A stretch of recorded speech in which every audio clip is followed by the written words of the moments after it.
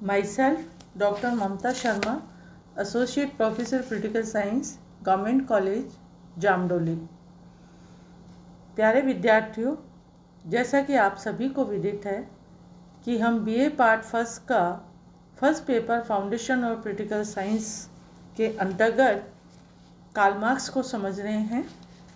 उसी के अंतर्गत हम आज इतिहास की आर्थिक या भौतिक व्याख्या के बारे में जानेंगे कि किस तरह से मार्क्स ने द्वंद्वात्मक भौतिकवाद के पश्चात इतिहास की आर्थिक व्याख्या किस प्रकार से करी।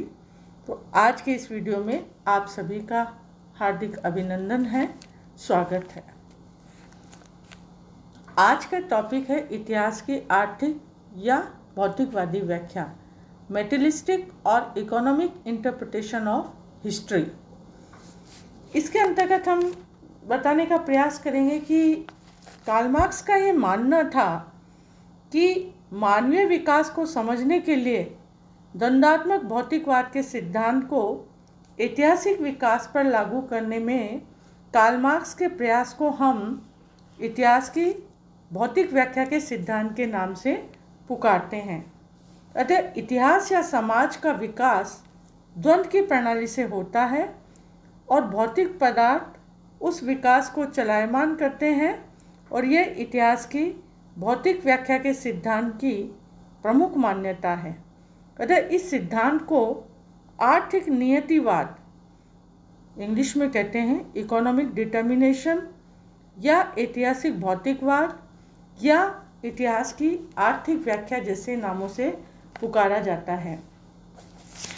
इसके माध्यम से कार्ल मार्क्स ने यह दर्शाने का प्रयास किया है कि सामाजिक विकास कोई सीधी सरल रेखा के समान नहीं है और न ही उसका कोई ईश्वरीय प्रेरक कारण है। समाज की प्रगति द्वंद्वात्मक प्रणाली द्वारा होती है और विकास की प्रक्रिया एवं उसकी अंतिम दिशा को निर्धारित करने वाले आर्थिक तत्व होते हैं। इस संबंध में मार्क्स ने स्वयं कहा है कि इतिहास का निर्धारण अपने अंतिम रूप से आर्थिक परिस्थितियों के अनुसार होता है।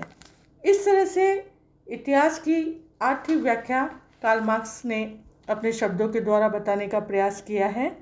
दूसरे शब्दों में ये कहा जा सकता है कि ऐतिहासिक भौतिकवाद की मुख्य विशेषता यह मान्यता है कि उत्पादन पद्धति समाज के विकास में निर्णायक भूमिका निर्वाह करती है। इस तरह से उत्पादन के साधनों के आधार पर बदलने वाले समाज के इतिहास को कार्ल मार्क्स ने 5 भागों में बांटने का प्रयास किया है, जिसके अंतर्गत हम सबसे पहले लेंगे आदिम साम्यवादी युग। आदिम साम्यवादी युग, जिसे हम प्रिमिटिव कम्युनिज्म कहते हैं, इसके द्वारा कार्ल मार्क्स ने ये बताने का प्रयास किया कि प्रारंभिक आर्थिक व्यवस्था एक साम्यवादी अवस्था थी। मनुष्य कंद फूल खाकर अपना जीवन निर्वाह करता था और शिकार द्वारा पेट भरने की इस स्थिति ने सामूहिक जीवन को जन्म दिया। लोग मिलकर शिकार करने लगे और मिलकर ही खाते थे। उस समय पूर्ण समानता और स्वतंत्रता थी, न किसी तरह का शोषक था न शोषण करने वाला था। उन दिनों परिवार का जन्म नहीं हुआ और संपूर्ण कबीला ही एक परिवार होता था, जिनके बिना किसी रिश्ते के सभी अपने स्वतंत्रता का पूर्ण रूप से प्रयोग करते थे। आगे चलकर प्रकृति से मानव के अंतर्द्वंद ने औजारों को जन्म दिया और जैसे जैसे नए नए औजारों का आविष्कार हुआ, मनुष्य ने आग जलाना, जानवर पालना, बर्तन बनाना आदि सीखा। इससे से समाज 2 वर्गों में बंट गया, मालिक और दास। अब समाज में एक ऐसा वर्ग पैदा हो गया जो दूसरों की मेहनत को जिंदा रखता है। तो ये सबसे पहले आदिम साम्यवादी युग था। तत्पश्चात दास युग आया। जैसा कि बताया गया कि प्रारंभ में साम्यवादी व्यवस्था थी, इसके पश्चात व्यवस्था बदलती है और दास युग का प्रारंभ होता है। कृषि अवस्था के साथ साथ वैयक्तिक संपत्ति का श्रीगणेश भी इसके अंतर्गत हुआ।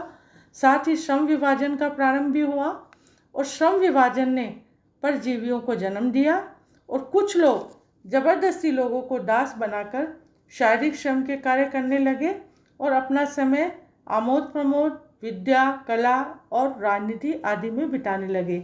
इस तरह से दास युग में मालिकों की संख्या कम थी और दासों की ज़्यादा थी, इसलिए मालिकों को डर रहता था कि कभी दास विद्रोह करके उन्हें नष्ट न कर दे।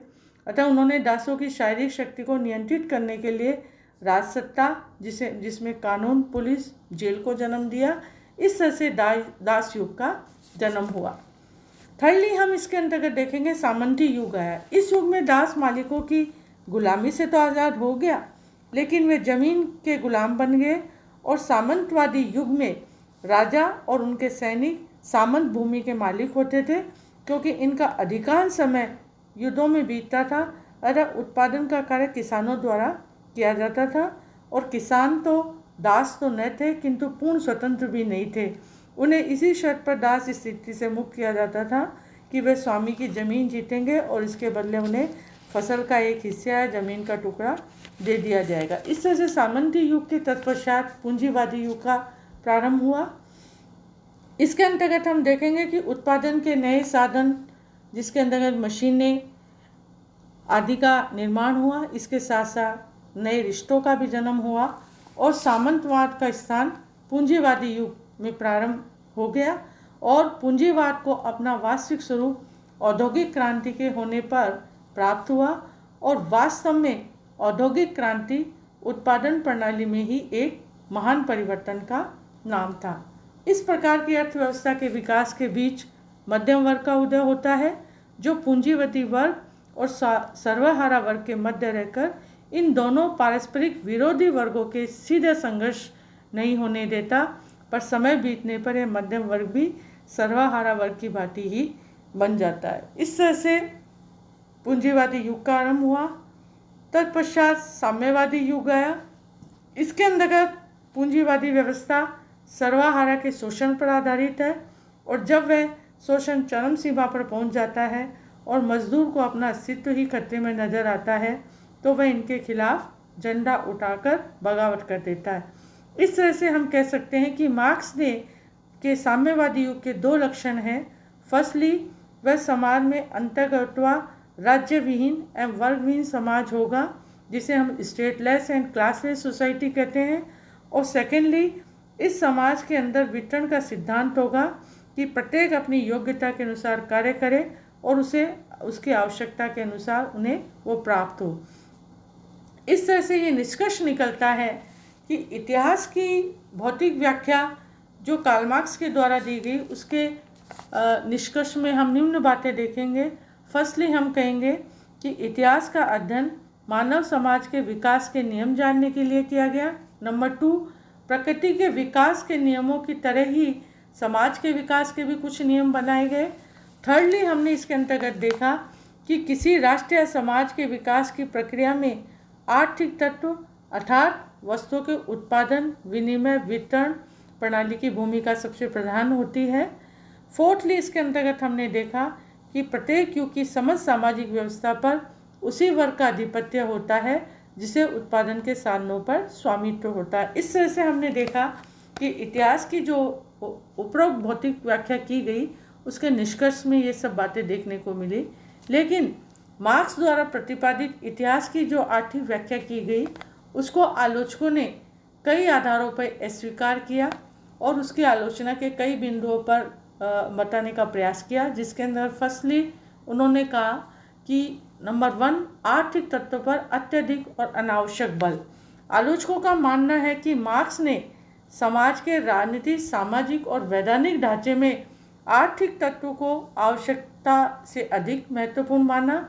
यह सत्य है कि वर्तमान समय में आर्थिक तत्व अधिक महत्वपूर्ण होता जा रहा है, लेकिन ऐसा होते हुए भी सामाजिक व्यवस्था केवल आर्थिक तत्वों पर ही निर्भर नहीं होती, बल्कि आर्थिक तत्वों के अतिरिक्त इस संबंध में अन्य तत्वों के द्वारा भी कार्य किया जाता है और सामाजिक जीवन को भी निर्धारित करने वाले दूसरे तत्व भी होते हैं, जैसे भौगोलिक तत्व, सामाजिक वातावरण, मानवीय विचार और अनुभूतियों का भी इसके अंतर्गत नाम लिया जा सकता है।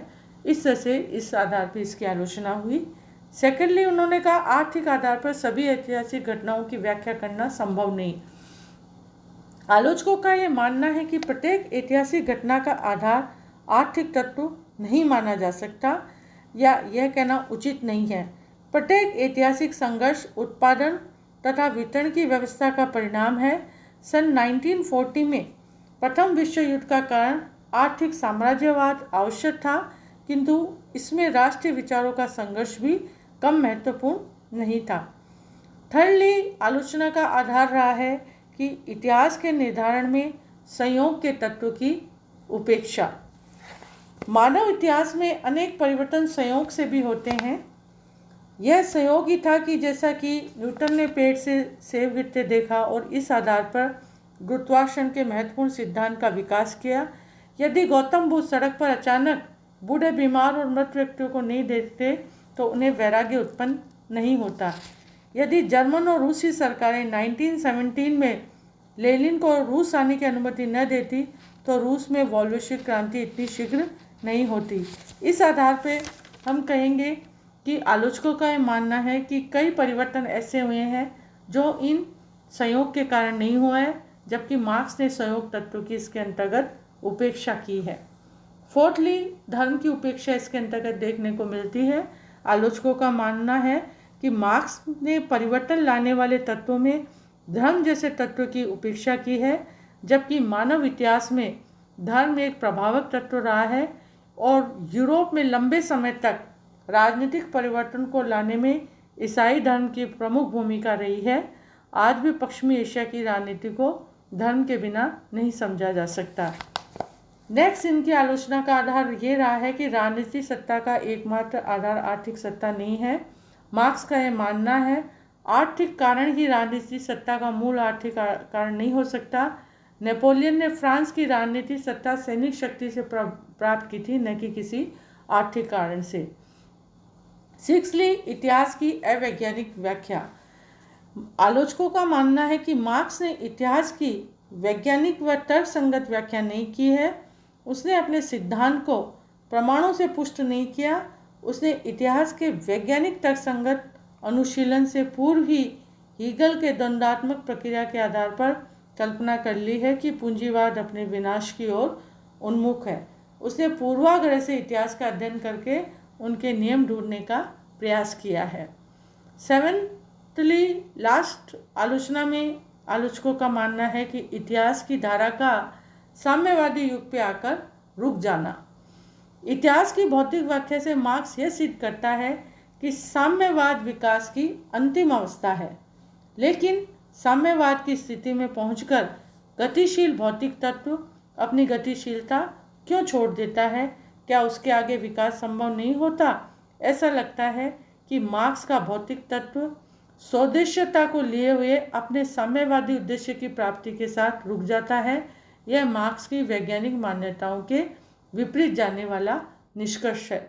लेकिन इन आलोचनाओं के बावजूद भी हम ये कहेंगे कि मार्क्स द्वारा प्रतिपादित इतिहास की आर्थिक व्याख्या की कितनी भी कमियां निकाली जाए, परंतु यह तो सत्य है कि मार्क्स ने सामाजिक संस्थाओं में आर्थिक कारकों पर बल देकर सामाजिक विज्ञान की महान सेवा की है और इतिहास को बदलने में आर्थिक शक्तियाँ एकमात्र कारण चाहे ना रही हो, परंतु इस बात से इनकार नहीं किया जा सकता कि इतिहास को बदलने में आर्थिक शक्तियों का योग सर्वाधिक है।